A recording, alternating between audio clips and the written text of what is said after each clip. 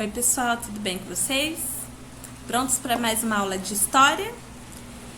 Hoje nós vamos começar o capítulo 3. Ele começa na página 28, só que a gente vai pular a página 28 e vamos iniciar na página 29, tá? Vamos falar hoje um pouco sobre o pau-brasil e o cultivo e produção da cana-de-açúcar, tá bom?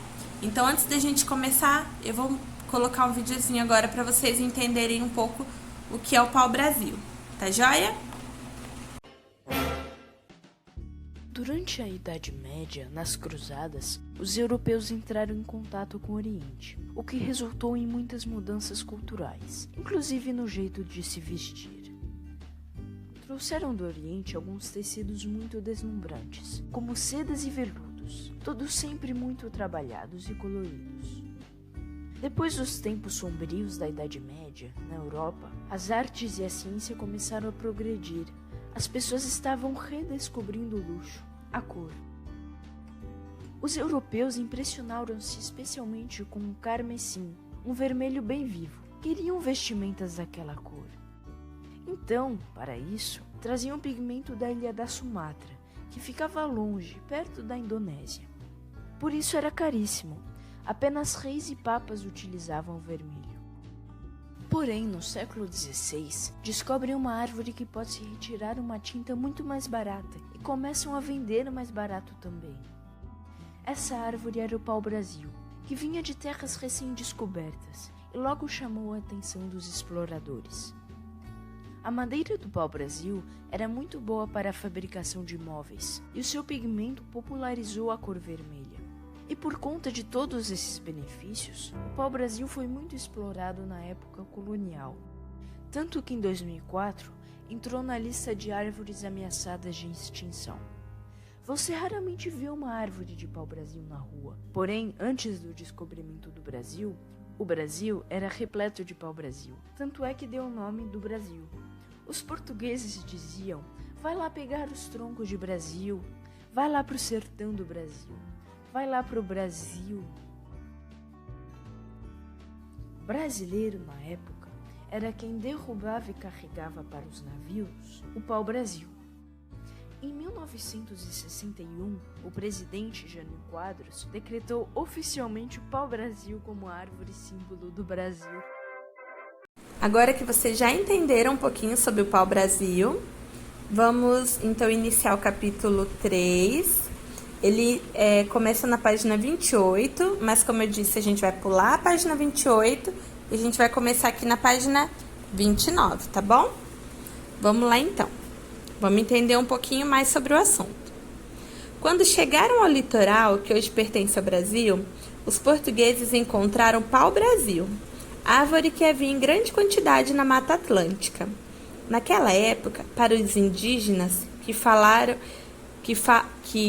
línguas da família Tupi-Guarani, o pau-brasil era chamado de Ibirapitanga, que quer dizer árvore vermelha. Da madeira, eles extraíram um corante vermelho para tingir as penas dos ornamentos. Faziam também arcos e flechas. Na Europa, o corante servia para tingir tecidos, e a madeira era usada para a fabricação de móveis e embarcações. Visando a obtenção de lucros, os portugueses passaram então a extrair o pau-brasil. Então tá aqui, ó. A gente tem esse primeiro mapa, tá? Que ele é um mapa da Mata Atlântica, entre o ano de 1500 a 1600, e esse aqui do lado que é um mapa do ano de 2014, tá bom? Então, vocês vão comparar os dois mapas e vamos responder essas perguntas aqui embaixo. Essas perguntas aqui vocês podem estar respondendo no caderno, que aqui não cabe a resposta, tá bom? Número 1. Observe e compare os mapas acima, depois responda as questões a seguir. Letra A. O que aconteceu com a Mata Atlântica ao longo do tempo? Letra B. Quanto tempo levou para essa mudança acontecer? E letra C, em sua opinião, por que isso ocorreu com a Mata Atlântica? Tá joia? Vamos agora para a página 30.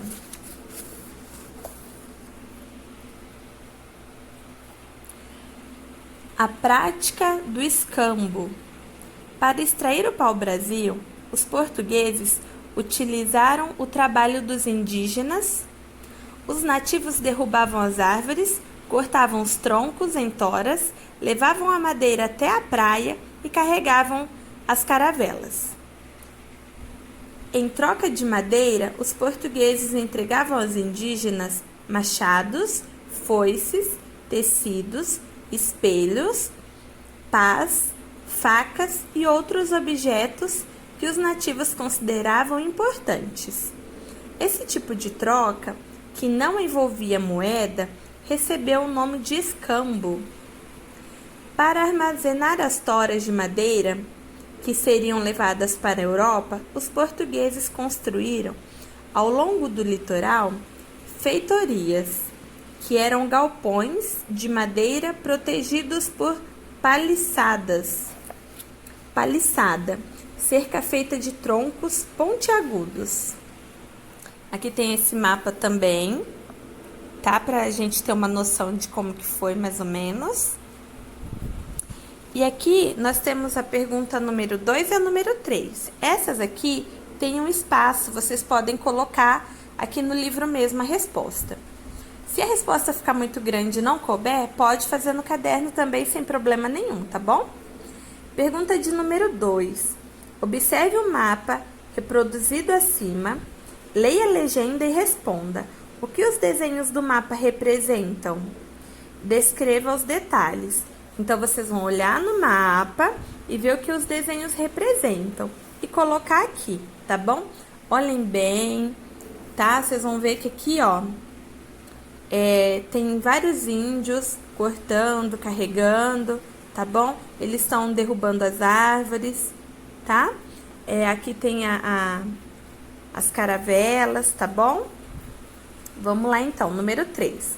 Em sua opinião, a prática de trocar um serviço por um objeto ou por outro ainda existe? Em caso afirmativo, dê um exemplo. Bom, agora eu vou colocar um videozinho para vocês entenderem um pouco sobre o cultivo e a produção da cana-de-açúcar antes da gente começar a ler o texto, tá bom? Entre os séculos XVI e XVIII, a produção de açúcar foi a maior riqueza da economia do Brasil colonial. O processo de produção açucareira era complexo e envolvia muitas etapas. A mão de obra escrava era a mais utilizada nos trabalhos. Inicialmente derrubava-se a mata e o terreno era limpo. Em seguida eram abertas covas onde se fazia o plantio das mudas de cana. Quase um ano depois, a cana crescida era cortada e transportada em barcas ou em carros de boi até as moendas. Nas moendas, grandes cilindros de madeira movidos por força animal ou hidráulica moíam a cana para extrair o caldo. Sob a supervisão do mestre de açúcar, o caldo era cozido durante horas, até virar um melaço. Ao atingir o ponto certo, o melaço era colocado em formas de barro e as impurezas eram retiradas. O melaço ficava nessas formas até se separar em diferentes tipos de açúcar. Após essa etapa, o açúcar era retirado da forma, mas o processo de branqueamento não agia por igual nas formas, de tal modo que o açúcar era separado em dois tipos, o claro e o mascavo, ou escuro. Depois de ficar exposto ao sol por até 20 dias, o açúcar era pesado, empacotado e levado aos portos, onde era embarcado em navios com destino aos mercados consumidores da Europa. Vamos lá então, pessoal. Agora que vocês já sabem um pouquinho sobre o cultivo da cana-de-açúcar, vamos começar o texto. Nessa época, era muito comum franceses e holandeses invadirem o litoral para extrair pau-brasil. Para resolver o problema, os portugueses decidiram colonizar o Brasil de forma efetiva.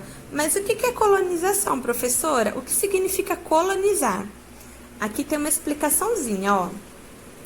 Colonizar, tomar posse e explorar as riquezas de um território, tá bom? Então, eles fizeram isso. Vamos voltar aqui. A ocupação dos territórios pelos portugueses dificultaria a invasão das terras por outros europeus. Martim Afonso de Souza foi enviado ao Brasil pelo rei de Portugal em 1530.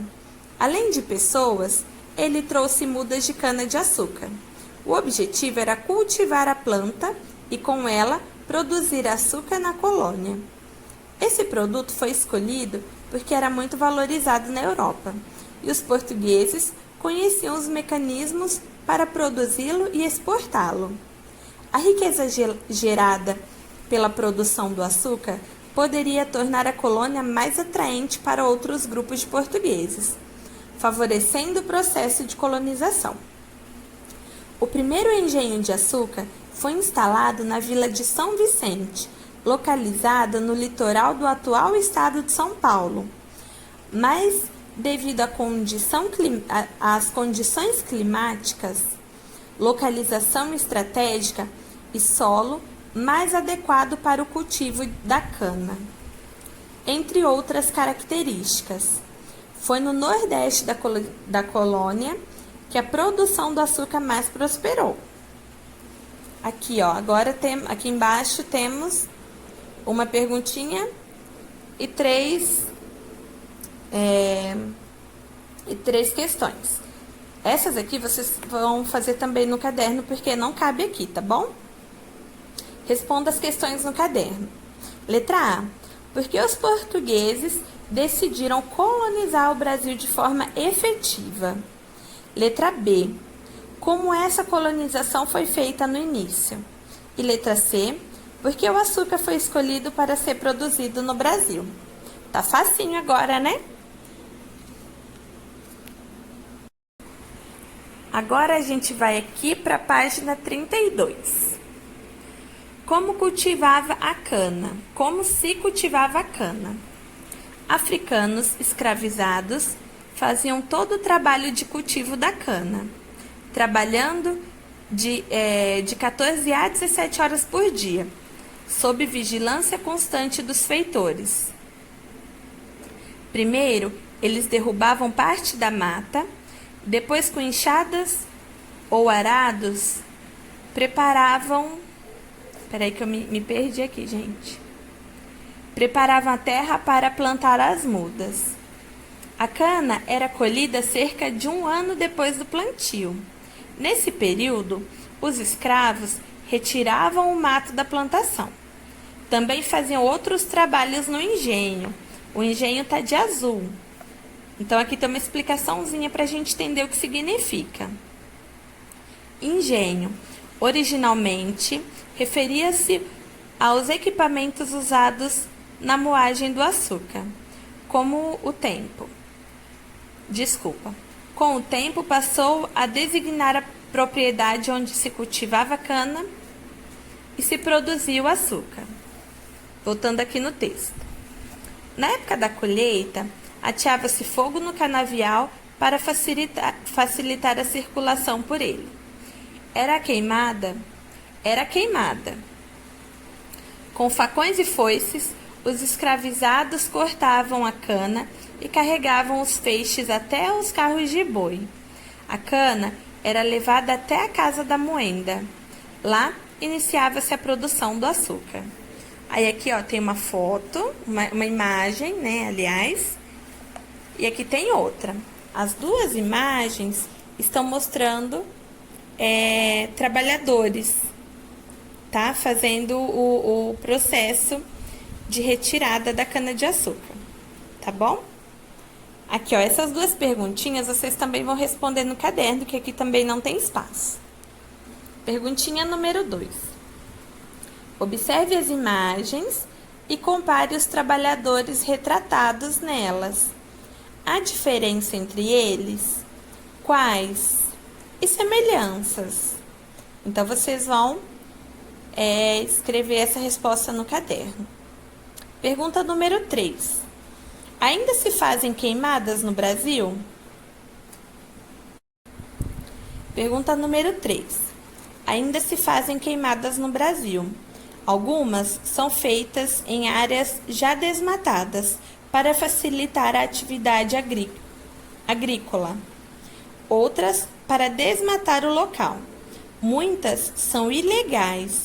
O Instituto Nacional de Pesquisas Espaciais realiza o monitoramento, a observação das queimadas por meios de imagens produzidas por satélite. Então, essa daí vocês podem responder também no caderno. Tá falando para conversar com os colegas, mas no caso vocês podem estar conversando com a família, né? Com os pais, o avô, o tio, né? Quem estiver perto, vocês podem estar conversando sobre o assunto. E aí, vocês gostaram de conhecer um pouquinho mais sobre a história do Brasil? Espero que sim. Então, um beijo e até a próxima!